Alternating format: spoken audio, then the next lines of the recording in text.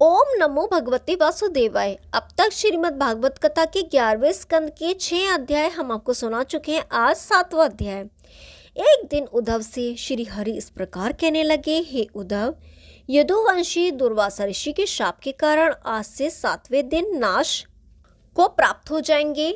तब यह द्वारकापुरी भी समुद्र में डूब जाएगी। हे मित्र, ब्रह्मादि देवता मुझे बुलाने के लिए आए थे, इसलिए अब मैं भी अपना शरीर त्याग कर बैकुंठ लोक को चला जाऊंगा। तुम्हें यह उचित है कि तुम भी अपनी माया मोह से विरक्त होकर मेरे स्वरूप में ध्यान लगाओ। श्री हरि के मुख से यह वचन सुनकर भक्तराज उद्धव ने कहा, हे प्रभु, यदि मैं ज्ञान प्राप्त किए बिना ही संसार से विरक्त हो जाऊंगा तो उससे कोई लाभ न होगा, इसलिए आप कृपा करके ज्ञान का उपदेश कीजिए। श्री बाके बिहारी जी बोले, हे उद्धव, संसार में जो कुछ दिखाई देता है उस सबको मिथ्या समझकर तुम अपना ध्यान मेरे चरणों में लगाओ। जब तुम संसारी वस्तुओं का मोह त्याग दोगे तथा मेरे अविनाशी स्वरूप का सच्चे हृदय से ध्यान धरोगे, उस समय तुम मुझे सदैव अपने पास पाओगे। उद्धव ने कहा, हे प्रभु, स्त्री पुत्र आदि का मोह त्याग का विरक्त होना अत्यंत कठिन है, अतः आप मुझ अज्ञानी पर दया करके कोई ऐसा सरल उपाय बताइए जिससे मैं संसारी माया मोह से विरक्त होकर आपके चरण कमलों की भक्ति प्राप्त कर सकूं। श्री कृष्ण जी बोले, हे उद्धव, जिस प्रकार वायु सब वस्तुओं से पृथक रहती है, उसी प्रकार आप भी सब वस्तुओं को शरीर से पृथक जानकर त्याग दो। जिस प्रकार चंद्रमा की कला प्रतिदिन घटती बढ़ती रहती है, उसी प्रकार यह शरीर भी बाल्यावस्था, युवावस्था एवं वृद्धावस्था को प्राप्त करता है। जिस प्रकार कबूतर और कबूतरी अपने बच्चों के मोह में फंसकर नष्ट हुए थे, उसी प्रकार संसारी मनुष्य भी स्त्री पुत्र आदि के मोह में पड़कर अत्यंत कष्ट उठाते हैं। हे उद्धव, एक कबूतर अपनी पत्नी कबूतरी के साथ किसी वृक्ष पर रहता था। एक दिन कबूतर अपनी पत्नी सहित चारा लेने के लिए कहीं गया था। उसी बीच एक बहेलिये ने उसके बच्चे को जाल में फंसा लिया। बच्चों के प्रेम में व्याकुल होकर कबूतर कबूतरी भी जाल में कूद पड़े तो बहेलिया उन्हें लेकर अपने घर चला। हे उद्धव, जिस प्रकार कबूतर और कबूतरी ने अपने बच्चों की प्रीति में पड़कर अपने प्राण दे दिए, उसी प्रकार संसारी मनुष्य भी स्त्री पुत्र आदि के मोह में पड़कर नरक का दुख भोगते हैं। ओम नमो भगवते वासुदेवाय। 7वां अध्याय समाप्त हुआ। अब 8वां अध्याय। श्री कृष्ण चंद्र जी ने कहा, हे उद्धव, संसारी मनुष्य को उचित है कि वह वर्णाश्रम धर्म के अनुसार आचरण करते हुए अपने मन में किसी वस्तु की इच्छा ना रखे और श्राद्ध, देवकर्म, पितृकर्म आदि करता हुआ भगवान के चरणाविंदों में सच्ची प्रीति लगाए रहे। आत्मा को देह से अलग जानकर संसारी सुख को मिथ्या जानना चाहिए। आत्मा को देह से अलग समझे बिना और हरि भक्ति बिना मुक्ति प्राप्त नहीं होती है। यह शरीर बाल्यावस्था एवं वृद्धावस्था को प्राप्त होता रहता है, परंतु आत्मा सदैव एक रस बनी रहती है। मनुष्य अपने अज्ञान के कारण ही दुख सुख का अनुभव करता है। हे उद्धव, जो मनुष्य यज्ञ, तीर्थ आदि शुभ कर्म करते हैं, वे दो लोक की प्राप्ति करके स्वर्ग का सुख प्राप्त करते हैं, और जो मृत्युलोक में जन्म लेकर पाप कर्म करते हैं, उन्हें नरक के दुख सहने पड़ते हैं। जब तक प्राणी मुक्त नहीं होता तब तक वह जन्म में ही पड़ा रहता है। इस भवरूपी सागर से पार उतरने के लिए श्री हरि भजन से बढ़कर श्रेष्ठ उपाय कोई भी नहीं है। तुम जो कह रहे हो कि मैं तुम्हें अपने साथ ले चलूं, अतः जब तुम्हें ज्ञान प्राप्त हो जाएगा तब मेरे वियोग का दुख भी नहीं व्यापेगा। हे उद्धव, मनुष्य से लेकर चींटी तक जितने भी प्राणी संसार में हैं, वे सब काल की ग्रास हैं। केवल एक ही जन्म, मैं जन्म मरण से रहित हूँ। जब मैं पृथ्वी का भार उतारने के लिए अवतार लेता हूँ तब मुझे भी अपने निर्गुण स्वरूप को त्याग देना पड़ता है। इसलिए तुम्हें यह चाहिए कि तुम मेरे स्मरण तथा ध्यान में अपना मन सदैव लगाए रहो। हे उद्धव, इस शरीर को वृक्ष के समान समझो। उस पर दो पक्षी बैठे हुए हैं। उनमें एक पक्षी पर आत्मा है, जिसे काम, क्रोध आदि और इंद्रिय सुखों से कुछ भी प्रयोजन नहीं। दूसरा पक्षी जीवात्मा है, वह सांसारिक सुखों से प्रसन्न और दुख में दुखी होने लगता है। श्री कृष्ण चंद्र जी ने कहा, हे उद्धव, भवसागर से तरने के लिए सांसारिक मनुष्य को जो उपाय करना चाहिए वह मैं तुमसे कहता हूँ। अपने मन में किसी तरह का अभिमान ना करना, किसी के प्रति दुर्वचन ना कहना, पराये धन को देखकर ईर्ष्या ना करना, बिना ही कारण के किसी से वार्तालाप ना करना और स्त्री पुत्रों से अधिक प्रीति ना रखना उचित है। परमात्मा को शरीर से अलग समझना चाहिए। समस्त प्राणियों के शरीर में परमात्मा का समान तेज जानने से कुछ भी बह नहीं रहता। ओम नमो भगवते वासुदेवाय। 8वां अध्याय समाप्त हुआ। अब 9वां अध्याय। श्री कृष्ण चंद्र जी कहने लगे, उद्धव, इस संसार में माया के द्वारा ही जीव सुख दुख प्राप्त करता है, अतः मैं उस माया से अलग हूँ। जैसे स्वप्न में मनुष्य अनेक प्रकार के सुख दुख देखकर जगने पे सबको मिथ्या समझता है, वैसे ही ये सांसारिक व्यवहार भी स्वप्नवत मिथ्या ही है। जब तक प्राणी मुझे नहीं पहचान पाता तब तक वह मुझसे अलग रहता है, और जब वह मुझे पहचान लेता है तब मुझ में ही लीन हो जाता है।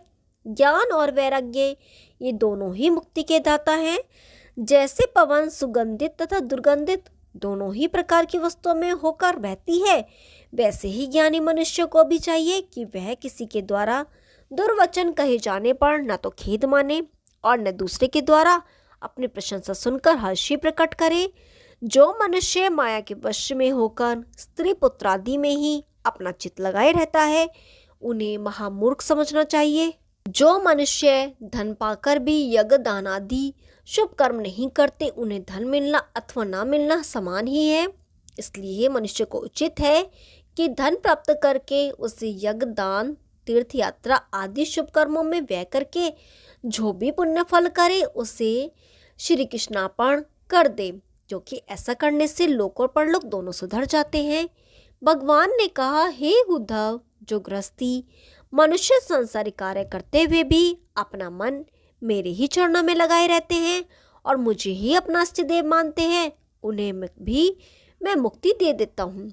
जो किसी का भी अनिष्ट नहीं चाहते, जो तृष्णाओं पर नियंत्रण रखते हैं, जो मेरे परम भक्त हैं, जो गुरु के बताए हुए मार्ग पर चलते हैं, जो मेरी भक्ति के अलावा किसी अन्य वस्तु की इच्छा नहीं करते, जो किसी के द्वारा दुर्वचन कहे जाने पर भी खेद अथवा क्रोध प्रकट नहीं करते, जो अपनी शक्ति अनुसार परोपकार करते हैं और मेरी लीला चरित्र को सुनने में मग्न रहते हैं, उन्हें मैं मुक्ति प्रदान करता हूँ।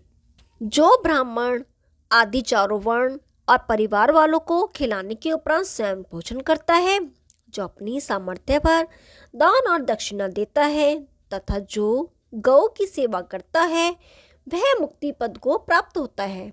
जो जल पृथ्वी आकाश आदि सब स्थानों में मेरे चतुर्भुजी स्वरूप को देखता है, जो प्रतिदिन देवताओं के नाम पर हवन और पितरों के नाम पर तर्पण करता है, जो दरिद्रों तथा ब्राह्मणों के रहने के लिए स्थान बनवाता है तथा उनकी कन्याओं का विवाह करने के लिए धन देता है, जो साधु महात्माओं की सेवा करता है तथा उनके खाने पीने की सुधि लेता रहता है, जो शुभ कर्म करने का अभिमान अपने मन में हृदय में नहीं रखता और दूसरों के समान अपनी प्रशंसा नहीं करता, वह मनुष्य मुक्ति पद को प्राप्त करता है। हे उद्धव, ऐसे प्राणी से मैं अत्यंत प्रसन्न रहता हूँ।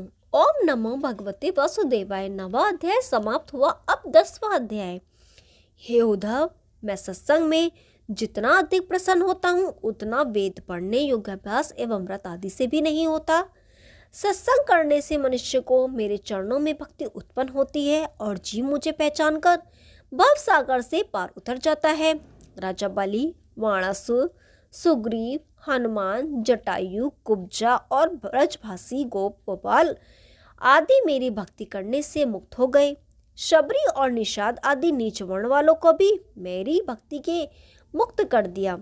गोपियों ने भी वेद न पढ़ा था और न तीर्थ करने को गई थी, परंतु उन्होंने पति भाव रखकर मुझसे ऐसी प्रीति की कि मेरे वियोग में उन्हें एक क्षण एक कल्प के समान बीतता था। उन सब ने मेरी भक्ति एवं प्रीति के प्रताप से लक्ष्मी स्वरूप बनकर वैकुंठ लोक प्राप्त किया। जिस समय अनजान में अमृत पी लेने वाला प्राणी भी अमर हो जाता है, उसी प्रकार जानकर अथवा अनजान में मेरी भक्ति अथवा प्रीति करने वाला मनुष्य संसार में सुख प्राप्त करके अंत समय में वैकुंठ लोक को प्राप्त करता है और उसे जन्म मरण से मुक्ति मिल जाती है। इसलिए मनुष्य को चाहिए कि वे गुरु की सेवा, मेरी भक्ति और सत्संग द्वारा प्राप्त ज्ञान रूपी तलवार से माया रूपी संदेह को काट दें और सभी जीवों में मेरी शक्ति को एक सा ही समझें। ओम नमो भगवते वासुदेवाय। 10वां अध्याय समाप्त हुआ। अब 11वां अध्याय। श्री सुखदेव जी बोले, हे उद्धव, माया के गुण 3 प्रकार के हैं, सात्विक, राजस, तामस। सच्चिदानंद स्वरूप परमात्मा इन तीनों गुणों से अलग है। जिस समय शरीर में सात्विक गुण की अधिकता होती है उस समय मनुष्य का मन धर्म आदि शुभ कर्मों की ओर लगता है। जिन मनुष्य के शरीर में राजसिक गुण की अधिकता होती है वे सुख की बहुत इच्छा करते हैं, तथा जो मनुष्य तामसी स्वभाव के होते हैं वे अपने हृदय में क्रोध अधिक रखकर अकर्मों में संलग्न रहते हैं। इसलिए ज्ञानी मनुष्य को चाहिए कि वह अपने हृदय को आठा पहर सात्विकी भाव से लगाए रहे और ऐसे कर्म करे जिससे वह एक क्षण को भी मेरा ध्यान ना भुला सके।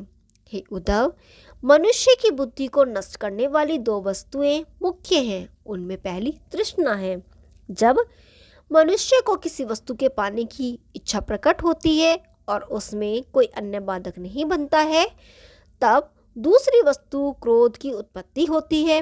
वे तृष्णा और क्रोध ही समस्त जीवों से अशुभ कर्म कराते हैं। ये ही प्राणी को मुझसे विमुख रखकर उसका परलोक नहीं बनने देते। संसार में मनुष्य 2 प्रकार के होते हैं, एक आत्मदर्शी और दूसरे मायाग्रस्त।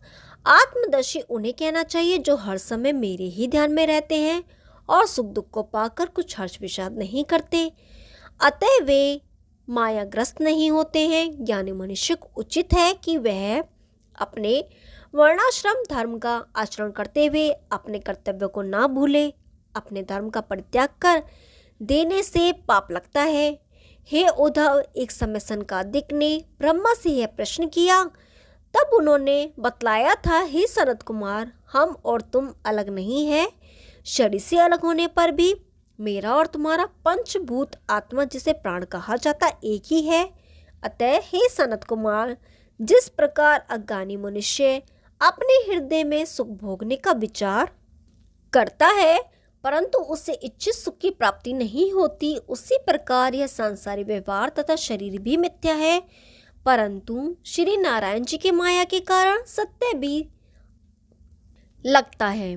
जिस प्रकार अंधेरे में पड़ी हुई रस्सी को देखकर सर्प का भ्रम होता है, उसी प्रकार इस नाशवान शरीर में जीवात्मा अलग अलग दिखाई देती है, परंतु यह है कि संपूर्ण 84 लाख योनियों में श्री नारायण जी का प्रकाश ही प्रकाशित है। यदि वह प्रकाश अलग हो जाए तो फिर शरीर किसी काम का नहीं रहता। यज्ञ, जप, तपस्या आदि शुभ कर्मों का फल देने वाले श्री नारायण जी ही हैं। वे संपूर्ण जीवों को उनके कर्मानुसार फल देते हैं। मैंने पहले मत्स्य अवतार से लेकर रजब सत्यव्रत को ज्ञानोपदेश दिया था, जिससे सभी संसारी मनुष्य मेरे लीला चरित्रों को सुनकर संपूर्ण तृष्णाओं को त्याग कर मेरे चरणों में प्रीति लगाएं। इस ज्ञान को सुनकर सनकादिक अपना अभिमान भूल गए और हृदय के संपूर्ण संदेह को त्याग कर हंस रूपी श्री नारायण जी को दंडवत करने लगे। ओम नमो भगवते वासुदेवाय। 11वां अध्याय समाप्त हुआ। अब 12वां अध्याय। उद्धव ने कहा, भगवान, अनेक ऋषि मुनियों ने वे शास्त्रों में आपको प्राप्त करने के लिए यज्ञ, तप आदि के अनेक मार्ग बताए हैं, इसलिए उनमें जो मार्ग सरल हो वह मुझे बताने की कृपा करें। श्री कृष्णचंद्र जी बोले, हे उद्धव, जब कमल के फूल द्वारा ब्रह्मा की उत्पत्ति हुई तब उन्होंने मेरे श्वास वेदों को मेरी इच्छा से भृंगु ऋषि आदि अपने पुत्रों को पढ़ाया। ऋषियों ने उसका आचरण देवता, दैत्य, गंधर्व, विद्याधर, यक्ष, किन्नर आदि को सिखाया। फिर जिसमें जितना ज्ञान था उसके अनुसार उसे प्रचारित किया, परंतु वेद के वास्तविक अर्थ को कोई नहीं जान सका। कुछ तीर्थ व्रत को और कुछ लोग दान धर्म आदि को धर्म मानने लगे। इस संसार में जितनी भी वस्तुएं दिखाई देती हैं उनका एक न एक दिन विनाश निश्चित है। अतः ज्ञानी उनकी कामना नहीं करता। जो लोग श्री हरि के चरण कमलों की भक्ति के अतिरिक्त मुक्ति पदार्थ की कामना भी नहीं रखते तथा निष्काम भाव से मेरी भक्ति करते हैं, उन लोगों के लक्षण मैं तुम्हें सुनाता हूँ। हे उद्धव, ऐसे लोग आठों सिद्धियां प्राप्त होने पर भी उनकी ओर कभी नहीं देखते। उनको सातों द्वीपों और तीनों लोकों का राज्य एवं मुक्ति देना चाहता हूँ तो भी वे उसे स्वीकार नहीं करते हैं। मेरे भक्त जिस स्थान पर अपने चरण रखते हैं वहाँ की धूलि को उठाकर मैं अपने शरीर पर इसलिए मल लेता हूँ जिससे मेरे शरीर में निवास करने वाले करोड़ों ब्रह्मांडों के जीव इसका स्पर्श पाकर पवित्र हो जाएं। हे उद्धव, उन भक्तों के समान प्रिय लक्ष्मी तथा शिव को भी नहीं समझता हूँ। जब मेरा कोई भक्त संसारी माया में पड़कर नष्ट होना चाहता है उस समय मैं उसके हृदय में ज्ञान का प्रकाश करके उसे कुकर्म करने से बचा लेता हूँ। जो लोग मेरी कथा सुनते समय प्रेम मगन होकर रोने लगते हैं उनके संपूर्ण पाप आंसू की राह बह जाते हैं और उनका अंतःकरण निर्मल हो जाता है। हे उद्धव, मैं भक्ति के द्वारा जिस शीघ्रता से प्राप्त होता हूँ वैसा सरल मार्ग मेरे पास तक पहुँचने का अन्य कोई नहीं है। हे उद्धव, अब मैं तुम्हें परमात्मा की सच्ची उपासना बतलाता हूँ। एकांत स्थान में बैठकर अपने मन को एकाग्र करें और अपने हृदय कमल में मेरे चतुर्भुजी स्वरूप का ध्यान धरें। इस प्रकार योगाभ्यास साधने और इंद्रियों को वश में करने वाले के समीप आठों सिद्धियां सदैव हाथ जोड़े खड़ी रहती हैं। इसलिए हे उद्धव, तुम हरि भक्तों के पद को सबसे ऊंचा समझकर सच्चे हृदय से भक्ति करो। ऐसा करने से तुम्हारे समस्त मनोरथ पूर्ण हो जाएंगे। ओम नमो भगवते वासुदेवाय। 12वां अध्याय समाप्त हुआ। अब 13वां अध्याय। उद्धव ने पूछा, हे भगवान, आपने कहा कि योगाभ्यास एवं इंद्रियों को वश में करने से आठों सिद्धियां बनी रहती हैं, सो आप मुझे बताने की कृपा करें कि उन सिद्धियों में क्या गुण है। श्री कृष्णचंद्र जी ने कहा, हे उद्धव, 8 सिद्धियां बड़ी और 10 सिद्धियां छोटी हैं। उनमें से एक सिद्धि ऐसा गुण रखती है कि यदि मनुष्य वृद्धि चाहे तो अपने को बालक बना ले। दूसरी सिद्धि छोटे शरीर को बड़ा बना सकती है। तीसरी सिद्धि के प्रभाव से मनुष्य अपने शरीर को रुई के समान हल्का बनाकर जहाँ चाहे वहाँ उड़ हुआ जा सकता है। चौथी सिद्धि हल्की वस्तु को भारी बनाने की सामर्थ्य रखती है। 5वीं सिद्धि के प्रभाव से सहस्त्रों कोस दूर का हाल घर बैठे ही देखा जा सकता है। 6ठी सिद्धि के द्वारा सहस्त्रों कोस दूर की बात सुनी जा सकती है।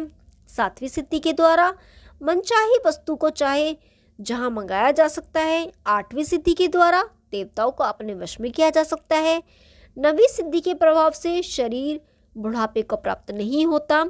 10वीं सिद्धि द्वारा मन को क्षण भर में ही चाहे जहां पहुंचाया जा सकता है। 11वीं सिद्धि से अपने स्वरूप को दूसरे के समान बनाया जा सकता है। 12वीं सिद्धि द्वारा अपने प्राण को किसी दूसरे देह में प्रविष्ट किया जा सकता है। 13वीं सिद्धि द्वारा मृत्यु वश में हो जाती है। 14वीं सिद्धि द्वारा चाहे जहां जाकर विहार करने की शक्ति प्राप्त हो जाती है।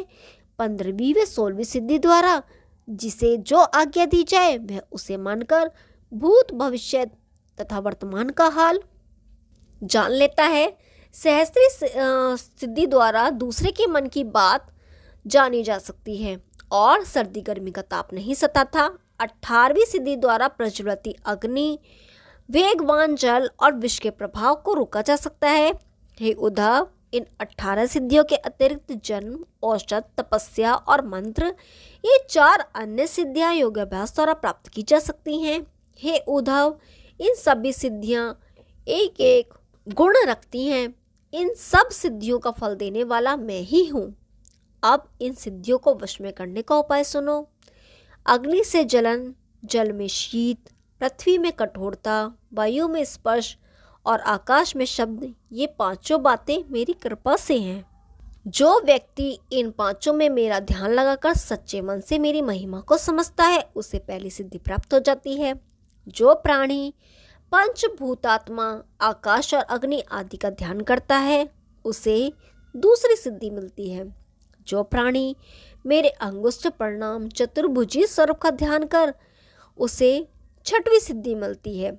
मेरे विष्णु रूप का ध्यान करने से 7वीं सिद्धि एवं वासुदेव रूप का ध्यान करने से 8वीं सिद्धि प्राप्त होती है। हे उद्धव, जो लोग मेरे निराकार रूप का ध्यान धरते हैं वे संसारी तृष्णा से विरक्त होकर परमानंद को प्राप्त करते हैं।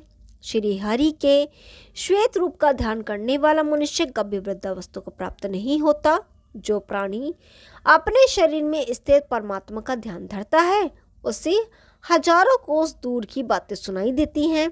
जो मनुष्य सूर्य रूपी नारायण का ध्यान धरता है उसे सहस्त्रों कोस दूर की वस्तुएं दिखाई देती हैं।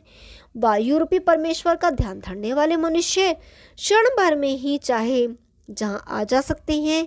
जो योगाभ्यास द्वारा अपने हृदय में प्रदीप्त अग्नि का ध्यान धरता है उसे चाहे जैसा स्वरूप धारण करने की सामर्थ्य प्राप्त होती है। जो मनुष्य अपने हृदय में आत्मा का ध्यान धरता है उससे पराय जीव के शरीर में प्रवेश करने की शक्ति प्राप्त होती है। मेरे सतोगुणी स्वरूप का ध्यान करने वाला मनुष्य चाहे जहां विहार कर सकता है। ओम नमो भगवते वासुदेवाय। 13 अध्याय समाप्त हुए। कल 14वां अध्याय शुरू करेंगे। तब तक के लिए नमस्कार।